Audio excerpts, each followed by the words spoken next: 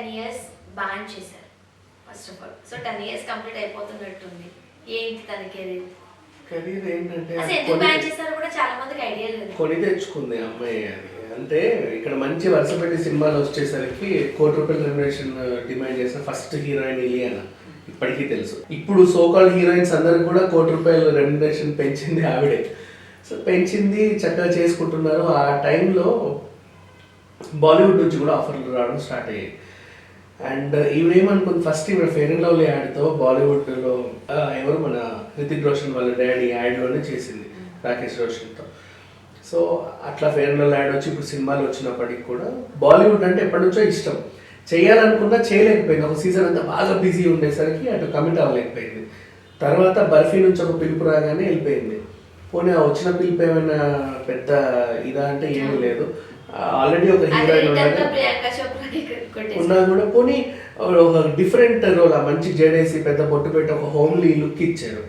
బాలీవుడ్ కు కొత్త హీరోయిన్ పరిచయం చేసినట్టుగా వెరైటీగా పరిచయం చేశారు.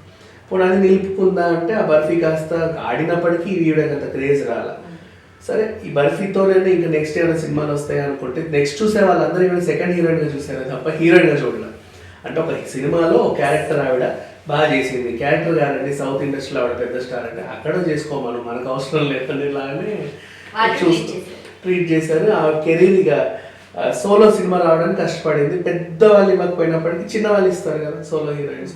అలా 2-3 చిల్లాచిత్తుగా సినిమాలు చేసరికి గాడి తప్పింది. ఇక ఏం చేయాలో అర్థం కాక ఇంట్లోనే ఉండి మందుకు అలవాటు పడేసి ఫుల్గా అలాగే ఉంటే ఒళ్ళు పెంచేసింది. ఇక ఆ టైంలో ఇంకా పెళ్ళి ఇవన్నీ లైఫ్ మొత్తం చేంజ్ అయిపోయింది. ఇలియానా పని అయిపోయింది అనుకున్నారు. అసలు విషయానికి వస్తే తర్వాత మొన్న తెలిసింది ఏంటంటే ఒక కోలీవుడ్ ప్రొడ్యూసర్ ఒక అతను అప్పుడు మున్నా సినిమా టైంలోనే డేట్ల కోసం తిరిగితే ఇవ్వలేదంట. తెలుగులో బిజీగా ఉన్నాను, నీ సంగతి తర్వాత చూస్తాలే అని. ఆయనకి ఆ టైంలో మున్నా టైంలో నీ సంగతి తర్వాత చూస్తాలే అని చెప్పింది. అండ్ ఆయన అప్పటికే 40 కోట్ల అడ్వాన్స్ ఇచ్చాడంట, రిటర్న్ కూడా ఇవ్వలేదు. పోనీ ఆయన ఇంకొకరితో తీసుకోవాలనుకుంటే ఆయన ప్రొడ్యూసర్ గిల్లో కేసు వేసాడు. ఈఎంఐతో కూడా ఏంటంటే చేద్దాంలే ఏముంటావు కానీ వేడికి పోతావు అన్నట్టుగా ఈవిడ సమాధానం చెప్పడం. ఫలితంగా ఆయన 2 నడిగర్ సంఘంలో ఇటు తెలుగు ప్రొడ్యూసర్ గిల్లో రెండిట్లోనూ కంప్లైంట్ చేస్తే 10 years బ్యాండ్. ఇంకా సినిమాలు లేవు. పోతే పోనీ నేనే వద్దనుకున్నా, నాకు బాలీవుడ్ లేదనుకుని వెళ్ళింది. ఈ కథ అంతా వీళ్ళు అక్కడ తెలుసుకొని ఏం చేశారు, అక్కడ ఇవ్వలేదు. అక్కడ ఇక్కడ ఇవ్వకనే తాగుడికి అలవాటు పడి ఒళ్ళు పెంచింది. శ్రీను వైట్ల గారు మళ్ళీ పెద్ద మనిషి చేసుకొని రవితేజ గారి సినిమాకి పిలవడం, పోనీ ఈమె కెరీర్కి ఏమన్నా ప్లస్ అవుతుందా అనుకుంటే అది కూడా షేప్ లెస్ అయిపోయింది ఇలియానా, ఇట్లా ఉంది ఏంటి అని చెప్పేసి చాలామంది అన్నారు, ట్రోల్ చేశారు. పోనీ లేక చాలా కష్టపడి తగ్గింది, నేను ఇలా కూడా ఉంటాను చూడండి అని. పర్లేదులే, మేము చూడాల్సిన హీరోయిన్లు చాలామంది ఉన్నారు, నువ్వు అలాగే ఉండదని ఆమెను అక్కడే ఉంచారు. ఈలోపు ఏమన్నా సింపతి గెయిన్ చేద్దాం అనుకొని సేమ్ మొన్న హాస్పిటల్ నుంచి ఎవరైతే సమంత ఇట్లా పిక్ పెట్టిందో ఈవిడ కూడా నేను హాస్పిటల్లో ఉన్నాను, నాకు ఇలా అయింది చూడండి అని చెప్పి పిక్ పెట్టింది. వాళ్ళ మమ్మీతో షేర్ చేసింది. ఏమైందంటే డీహైడ్రేషన్ ప్రాబ్లం వల్ల ఫుడ్ పాయిజన్ అయ్యి ఏదో పడిపోయిందని చెప్పేసి అన్నారు. అంతే, పెద్ద సీరియస్ హెల్త్ ప్రాబ్లం కూడా. అది కూడా సింపతి సమంత కోసం క్రేజ్ రాదు. సో ఈమె కెరీర్ కాసి ఇట్లా అయిపోయింది. అంటే కెరీర్ సిచ్యువేషన్ పీక్స్లో ఉన్నప్పుడు అందరు చేసే తప్పు ఏంటంటే కేర్ చేయరు జనాల్ని. ఇప్పుడు రష్మిక అనుభవిస్తుంది అదే సిచ్యువేషన్ని. ఆల్రెడీ కాంతారా డైరెక్టర్ బ్యాన్ అని చెప్పేసి ఆయన ఫుల్ ప్లెజ్డ్గా కంప్లైంట్లు ఇచ్చాడు.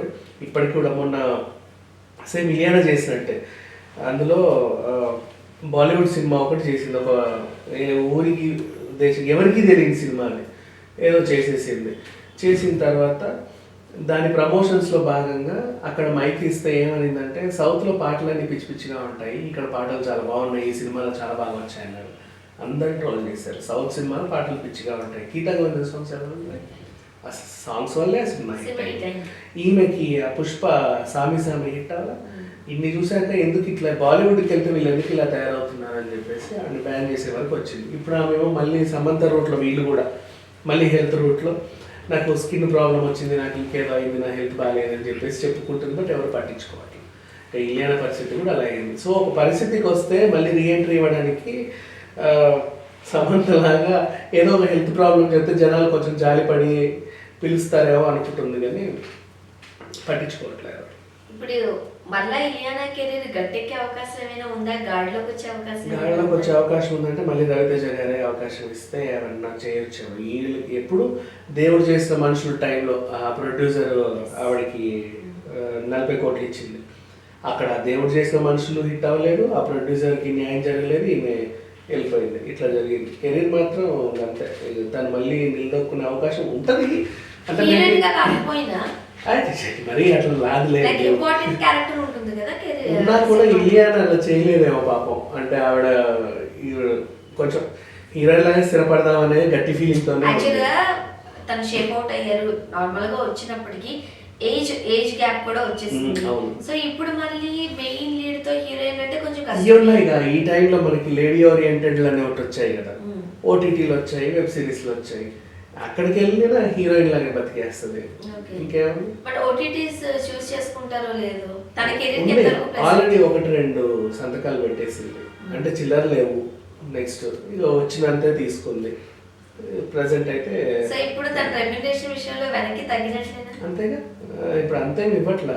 ఓటీటీ వాళ్ళు ఎక్కువ ఇస్తారు. ఎందుకంటే సినిమా వాళ్ళు అంత ఇవ్వరు, ఫస్ట్ పిలవరు. సో లాస్ట్ కి ఏం చెప్తారు ఇలియానా సంగతి?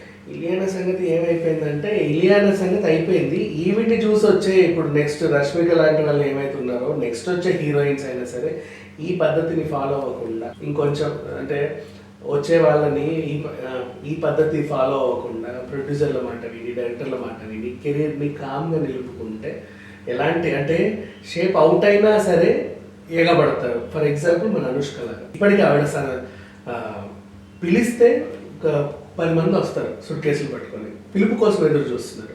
అట్లా ఉండాలి, ఆ రిలేషన్ ఉండాలి. ఆమె సినిమాలు మానేసి వెళ్తే 15 years అయిందని చెప్పి ఫంక్షన్ పెట్టారు. అంటే మళ్ళీ పిలవడానికి ఇప్పటికీ ఓకే చేసినా మేము ఉన్నాము నిన్ను తీయడానికి అట్లా నిలుపుకోవాలి. శ్రీయాన్ మళ్ళీ ఎందుకు పిలుస్తున్నారు కదా హ్యాపీగా, అండ్ స్నేహాన్ని ఎందుకు పిలుస్తున్నారు కదా హ్యాపీగా.